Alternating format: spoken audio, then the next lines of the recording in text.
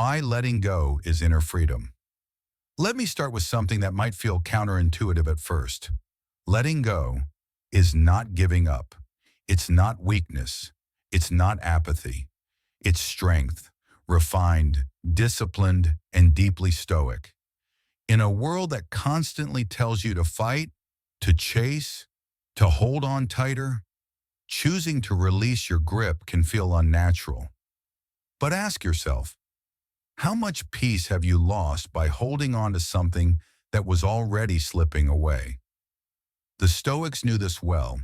Marcus Aurelius once wrote, "If you are distressed by anything external, the pain is not due to the thing itself, but to your estimate of it, and this you have the power to revoke at any moment." And that's exactly what letting go is. It's revoking the power we've unknowingly given to what no longer serves us. You see, the things we refuse to release, resentments, old expectations, relationships that no longer feel aligned, they don't just sit quietly in the background. They drain us. They clutter our minds. They whisper doubt, fuel stress, and keep us tethered to versions of ourselves we've long outgrown. It's easy to think that holding on is a form of loyalty, or that if we let go, we're betraying something or someone. But here's the deeper truth. You're not betraying them. You're returning to yourself. So what does it mean to truly let go in the Stoic sense? It means you stop attaching your peace to outcomes you can't control. It means you stop defining your worth by other people's approval or presence. It means you stop replaying that conversation, that mistake, that missed opportunity, and begin to reclaim your mental space. Letting go is an inner act. No one else sees it, but you feel it in your shoulders, in your breath, in your thoughts. It's the difference between waking up exhausted and waking up with clarity. Have you ever noticed how much energy it takes to keep holding on? To keep managing someone else's expectations, to keep defending a version of yourself that no longer fits, to keep resisting change when every sign tells you it's time. The Stoics weren't emotionless, they weren't cold. They felt deeply, but they understood that emotions, like weather, are transient. You don't build your home in a storm, you build it in calm awareness, so that even when storms come, you stay grounded. And that's what emotional detachment really is. Not disconnecting from life, but rising above the noise so you can respond with wisdom instead of react with chaos. Let me put it another way. Letting go is an act of sovereignty. It's choosing where your energy goes, what stories you keep retelling, and what burdens you decide to stop carrying. Here's a simple but powerful question to pause on. What am I still holding on to that is quietly holding me back? Is it an identity tied to success or failure?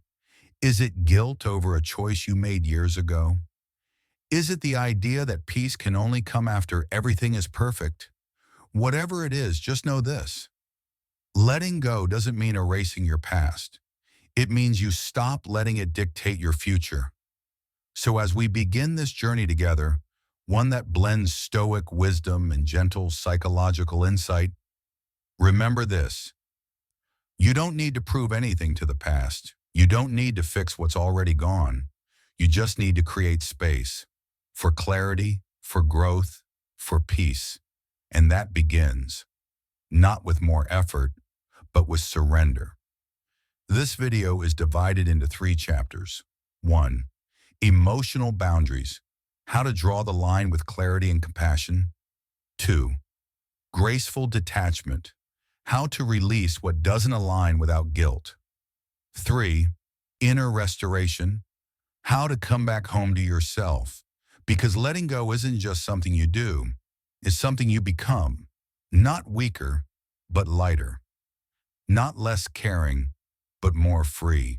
So take a deep breath and let's begin. The cost of holding on. Have you ever caught yourself replaying the same conversation over and over in your head? That one moment, that one person, what they said, what you didn't say, and suddenly it's 2 a.m. and you're still awake, stuck in something that already passed. It's strange, isn't it? How the mind can cling to what it can't control, how the heart can hold on long after the moment is gone. But here's what the Stoics remind us again and again. Holding on isn't always strength. Sometimes it's what's quietly breaking you. You may not realize it, but emotional attachment, when it turns into obsession, slowly drains your energy. It blurs your focus, steals your time, and clouds your inner peace with things you were never meant to carry this long. Marcus Aurelius wrote, "You have power over your mind, not outside events. Realize this, and you will find strength." But let's be honest, most of our exhaustion doesn't come from what's happening around us. It comes from what we keep replaying within us. You see, we tend to think about stress as something external. The job, the bills, the conflict, the person who ghosted us or misunderstood us. But in reality, the real cost is internal. It's emotional clutter. It's mental fog. And the more we obsess, the more we forget to be present. We miss the good in front of us because we're still tangled in the past or stuck trying to predict a future we can't control. Maybe it's someone who walked out without closure. Maybe it's a mistake you made that you keep punishing yourself for. Or maybe it's just the story you've told yourself so many times. It's become a loop you don't know how to shut off. Whatever it is, just know this. It's costing you. It's costing you clarity. It's costing you focus. And it's costing you joy in this moment. Right here, right now. So ask yourself gently, what am I holding on to that's holding me back? Is it an apology you never got? A fantasy of what could have been if they had just treated you better? Or maybe it's the belief that unless something changes externally, you can't feel peace internally. The truth is, your mind is not a courtroom. It doesn't need to keep reopening old cases that were never going to end with justice. You don't need another round of arguments in your head. You don't need to convince anyone of your worth. You just need space to breathe, to think, to be free from what you've outgrown. Think of your attention like a currency. Where are you spending it? And more importantly, what's the return? If your focus is constantly tied to things you can't influence, to people who aren't present, to events long gone, then what you're left with isn't freedom, it's emotional debt. And that's what letting go is about. Not erasing your memories, not pretending you weren't hurt, but recognizing when your energy is being siphoned off by things no longer in your control and choosing to reclaim it. One way to check. Notice how you feel after thinking about that person or situation. Do you feel empowered or do you feel tense, drained, spiraling? Your body often knows before your mind is willing to admit, this isn't helping me anymore. The Stoics didn't suppress emotion. They trained themselves to respond instead of react, to pause, to assess, to ask, is this thought useful? Does it serve my peace? And if the answer is no, then it's a signal. It's time to release, not ruminate. Because the longer you hold on to what isn't yours to fix, the more space you take away from what is yours to build. Peace, purpose, and presence. So here's the gentle truth. You can't move forward while holding on to what weighs you down. And you don't need anyone's permission to let go. Just the clarity to see it and the courage to begin. Control is an illusion. Let me ask you something. How much of your daily stress comes from trying to control things that are never really yours to control? If you're like most people, the answer is more than you'd like to admit. We try to control outcomes. We try to control how others see us. We try to control what people do, say, feel, even how they grow, how they show up in our lives. And slowly we start confusing control with safety, as if the more we manage everything around us, the more peace we'll find inside us. But the truth, it's the opposite. The more you try to control what isn't yours, the more you lose control over the only thing that is, your inner state. The Stoics, people like Epictetus and Marcus Aurelius, understood this deeply. They didn't see control as power. They saw self-control as power. Everything else, a distraction. Epictetus said it clearly. Some things are up to us and some things are not. And yet we live our lives as if everything is up to us. We overthink. We over-explain. We strategize how to make people like us, how to make relationships last, how to predict the unpredictable. And in doing so, we miss the peace that comes from letting go of what was never ours to hold. Let me paint a picture for you. Imagine holding a rope. On the other end is a person, a situation, a future you're trying to control. The more you pull, the more resistance you feel. Your hands start to burn. But you keep gripping tighter, thinking, if I just try harder, I can fix this. Now here's the hard part. The pain isn't coming from the situation. It's coming from your grip. And the only way to stop the pain is to let go. This doesn't mean apathy. It doesn't mean indifference. It means learning to care deeply without needing to control completely. There's a quiet kind of freedom in that, in saying, I will show up, I will do my best, but I will not tie my peace to what others choose to do with it. Think about how much lighter you'd feel if you stopped trying to control someone else's healing, or their opinion of you, or how they interpret your silence, your boundaries, your absence. Because here's the truth, you can influence, you can support, but you cannot control. And when you try, when you grip too tightly, you trade clarity for chaos. You burn energy chasing outcomes that were never promised. So what's the alternative? Radical acceptance, not passive resignation, but active surrender. It's the choice to stand firm in your values without trying to script the entire story. It's the wisdom to say, this is mine, that is theirs, and I won't carry what doesn't belong to me. In relationships, this might look like allowing people to grow at their own pace, even if it's not the pace you wanted. In work, it might mean showing up fully, but releasing the outcome once you've done your part. You're not here to control the waves. You're here to learn how to sail with them, without capsizing every time the current shifts. And yes, it's vulnerable. It takes courage to let go of control and still show up with an open heart. But that's where your strength is, in trusting that you'll be okay, even if things don't unfold how you plan, even if someone walks away, even if the timeline changes. Because your peace doesn't come from controlling the world. It comes from knowing yourself and choosing presence over pressure. So today, take a moment and ask yourself, what am I still gripping that I could gently release?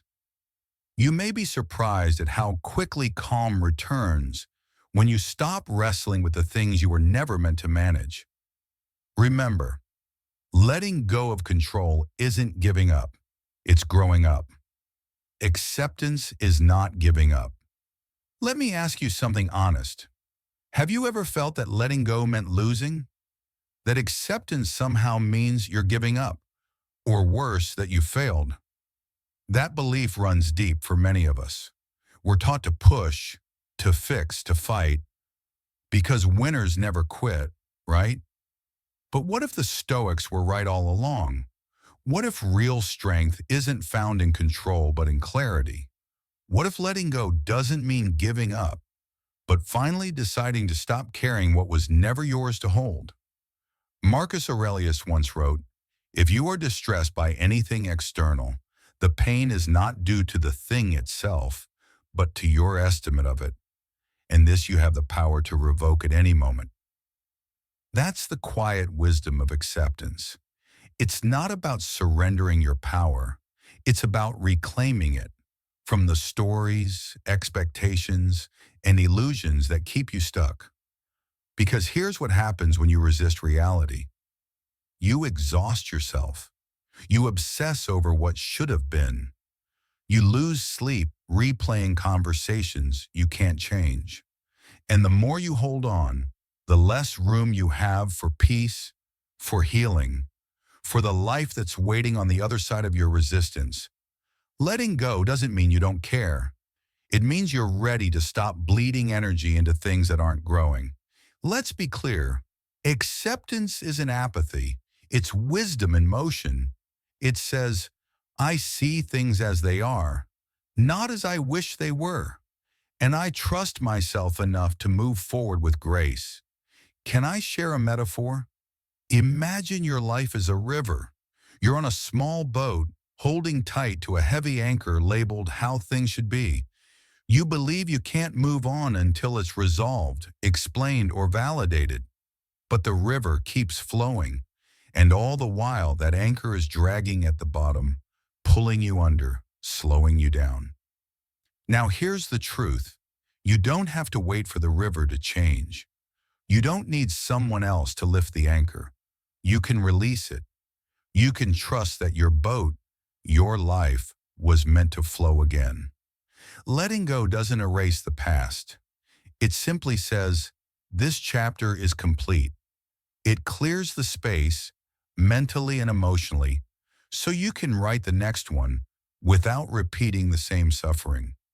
That's what the Stoics meant when they taught amor fati, love of fate. Not a passive resignation, but an active embrace of what is, so you can move with life, not against it. And yes, I get it.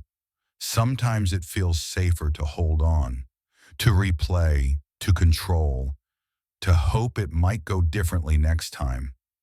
But how much longer are you willing to trade your peace for the illusion of control? You're not giving up by letting go. You're choosing to stop resisting the present moment so you can finally breathe in it. So here's a gentle invitation.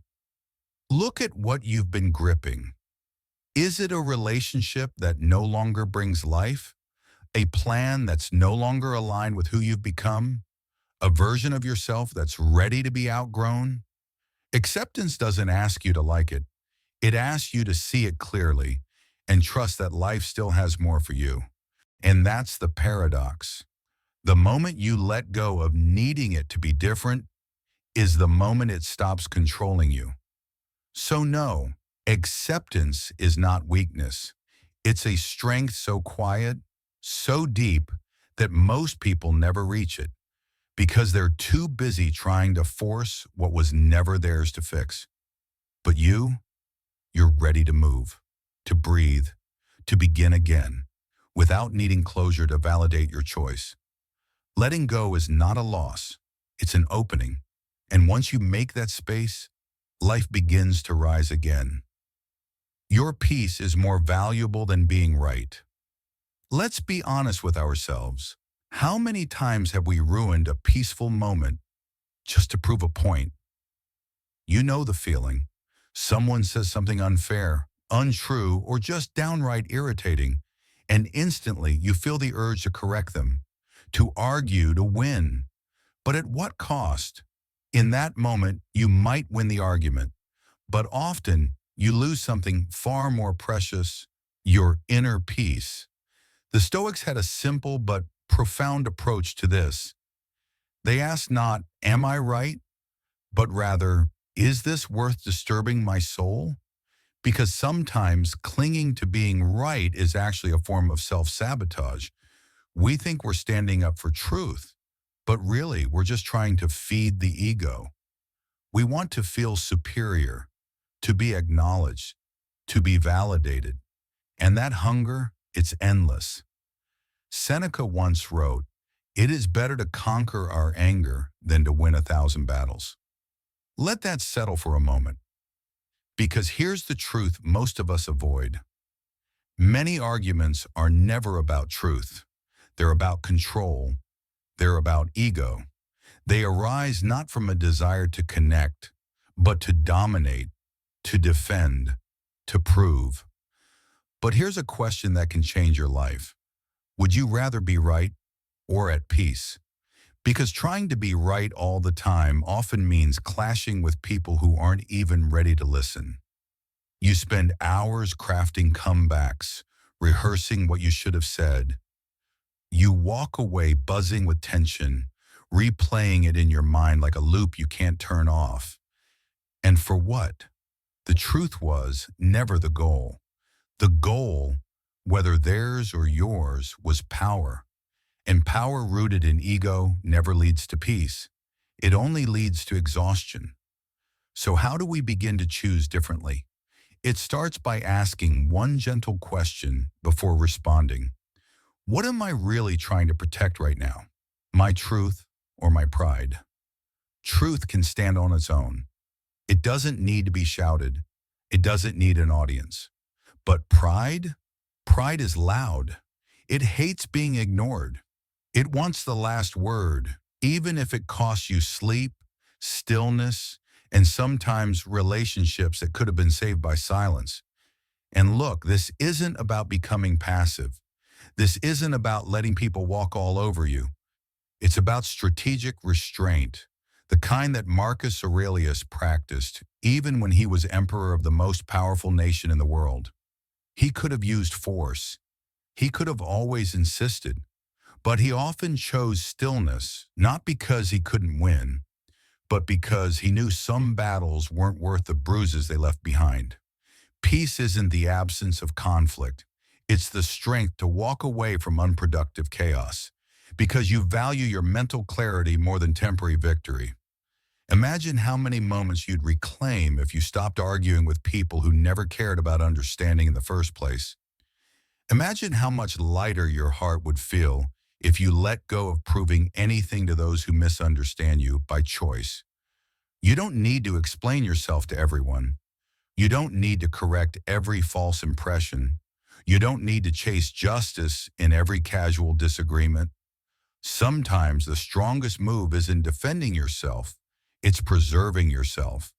Let them think what they will. Let them win the small battles.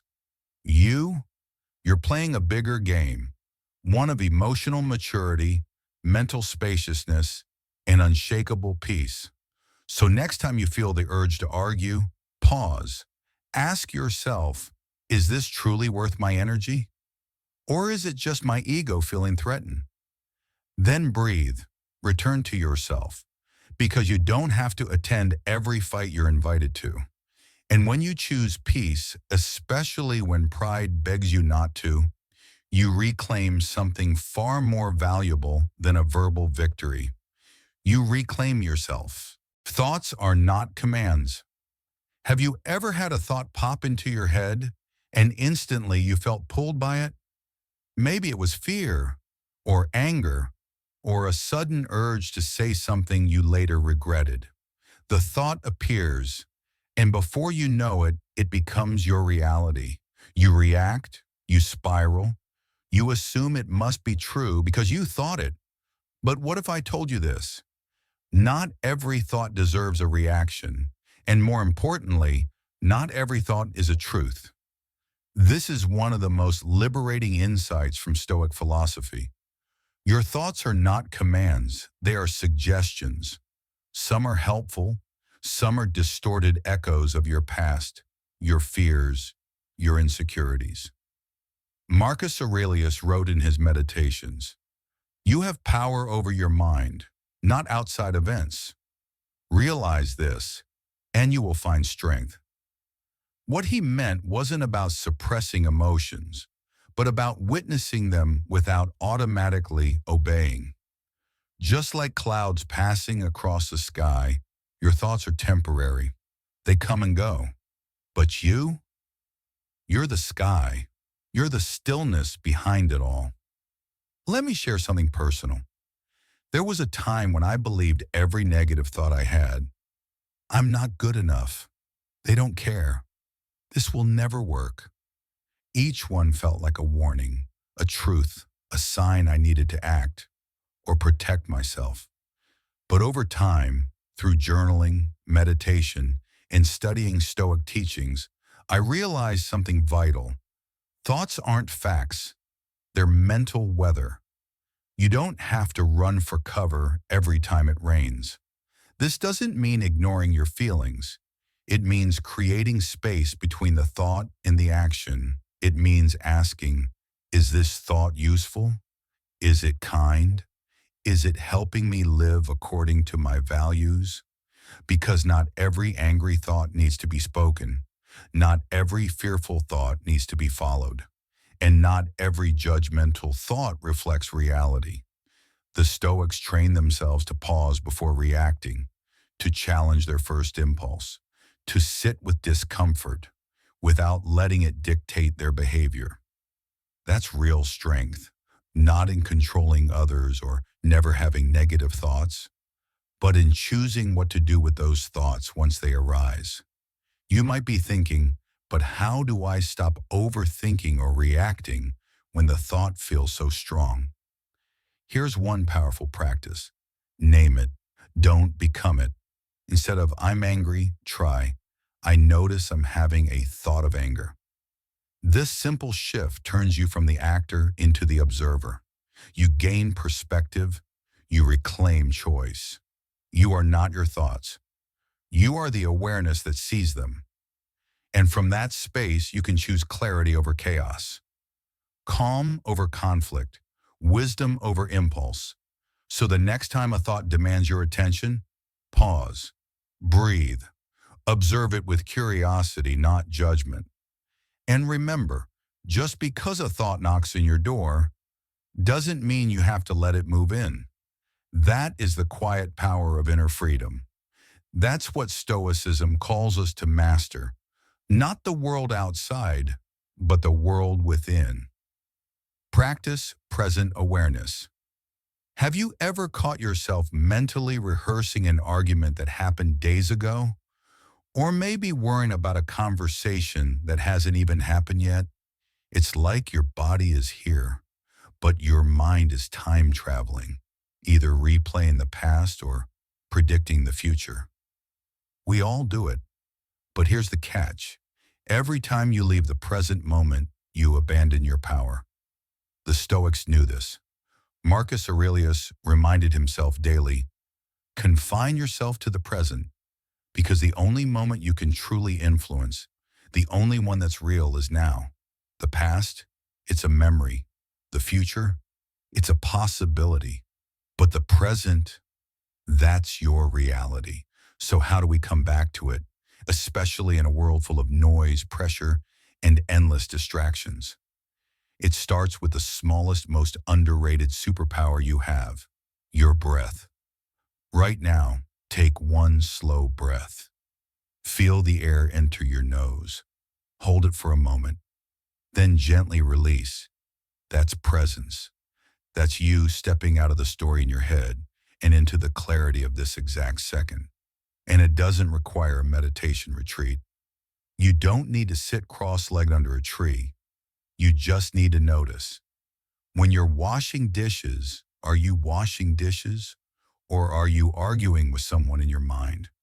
When you're walking down the street, are you walking or are you fast-forwarding to tomorrow's worries? One of the most powerful practices I've learned is journaling with presence.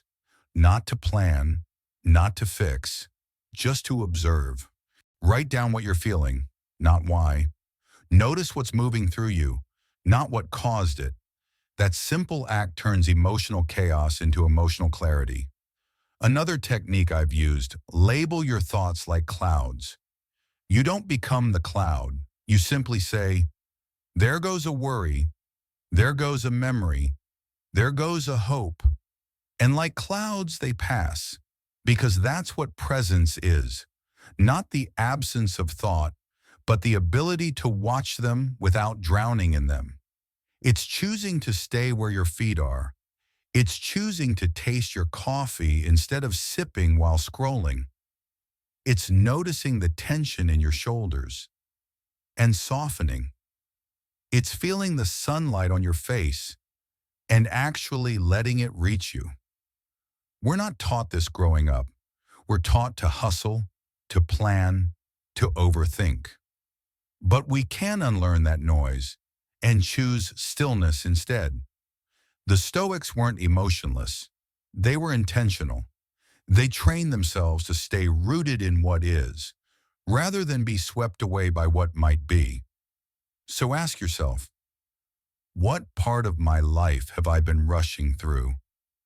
What joy have I been postponing until later? What pain am I still rehearsing in my head that no longer belongs in this moment? Every breath you take is a doorway back to peace, back to clarity, back to yourself. And the more you return to the present, the less life passes you by unnoticed. So take this as your gentle invitation. Don't just go through your day, feel it, live it, moment by moment. Because presence isn't just a practice. It's how you take your power back, one breath at a time.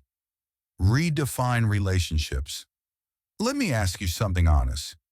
Are you still holding on to a relationship simply because of how long it's been there?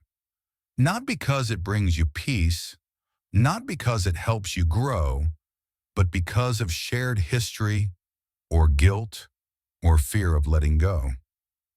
It's okay if the answer is yes. We've all been there. The Stoics remind us to examine life, not through sentimentality, but through clarity. And one of the most liberating truths is this: not all relationships are meant to last forever. Some connections are seasonal. They enter your life to teach, to mirror, to challenge, to walk beside you. For a chapter, not the whole book. But when that chapter ends, it's not failure, it's transition. Seneca wrote, "Associate with people who are likely to improve you." That's not about arrogance, it's about alignment. Ask yourself, does this relationship bring me closer to who I want to be, or pull me further from my peace? Because the truth is, closeness should never cost you clarity. Love should never feel like emotional taxation. And staying in someone's orbit just because you've known them for years can quietly drain your life force, your time, your energy, and your worth. Sometimes the bravest thing you can do is walk away without anger, just with acceptance. Not because the other person is bad, but because the path has diverged, and forcing it to continue only creates friction. Exiting gracefully doesn't mean you're cold. It means you're clear. There's this misconception that cutting ties is always harsh or heartless. But in truth, redefining a relationship can be the most compassionate act for both sides. It creates space for authenticity, not obligation. It honors the connection for what it was, without forcing it to be something it's no longer meant to be. So take a moment. Look at your circle. Look at your energy when you walk away from a conversation. Do you feel lighter or heavier? That's the body speaking what the mind sometimes avoids. Your peace is a compass. And if a connection consistently leads you into confusion, depletion, or resentment, it might be time to reconsider what you're holding on to. Letting go doesn't mean you hate them. It means you love yourself enough to stop shrinking to fit something you've outgrown. Mutual respect is far more powerful than mutual history, and life's too short to keep proving your worth to someone who's forgotten how to see it. So here's your gentle reminder. You're allowed to grow past people. You're allowed to out-evolve dynamics. And you're allowed to redefine what love, friendship, and connection mean to you. And in doing so, you give others the freedom to do the same. This isn't abandonment, it's alignment.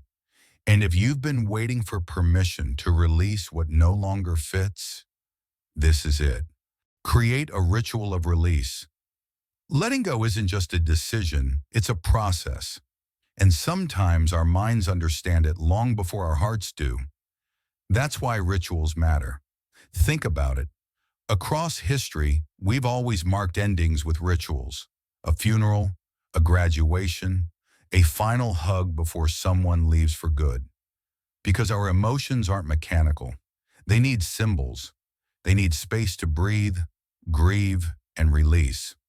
So when you're ready to let go of a person, a story, a past version of yourself, don't just think it, mark it.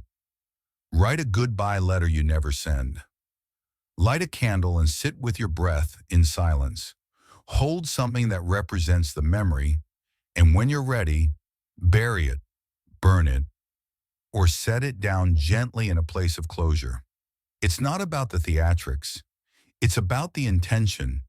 Because when you create a ritual of release, you're telling your nervous system, this chapter is over, and I am choosing peace now.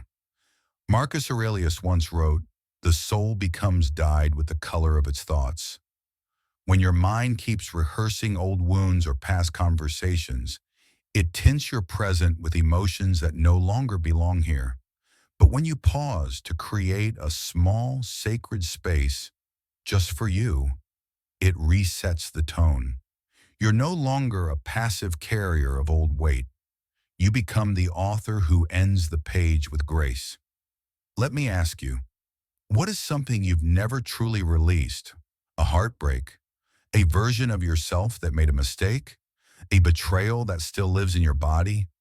It's okay if it still lingers. But maybe today, instead of bottling it up, you could honor it, hold it in your hands, thank it for what it taught you, then release it, gently, consciously, and completely. This doesn't mean you'll forget. It means you no longer let it define you. Rituals aren't weakness. They're power in motion. They transform confusion into clarity, emotion into meaning, pain into peace, and most importantly, they signal something crucial, that you are no longer stuck. You are choosing to move forward, not with bitterness, but with awareness. So whether it's 5 minutes with your journal, a walk in silence, or whispering, "I'm done" under your breath as the sun sets, make it real. Mark the moment. Because closure isn't always found in the world outside of you. Sometimes it's a door you choose to close from the inside. And in doing so, you free yourself. You are free when you detach with grace. Letting go isn't about giving up. It's about choosing yourself, calmly, courageously, and consciously. It's about recognizing this quiet truth. You were never meant to carry everything. Not every broken relationship, not every misunderstanding, not every responsibility that was never yours to begin with, and certainly not the weight of trying to fix what doesn't want to be healed. There's grace in knowing when to stay, and greater strength in knowing when to release, because true peace isn't found in controlling outcomes. It's found in presence, in the quiet power of choosing not to engage in battles that cost your sleep, your joy, or your self-worth. The Stoics taught us that detachment is not coldness, it's clarity.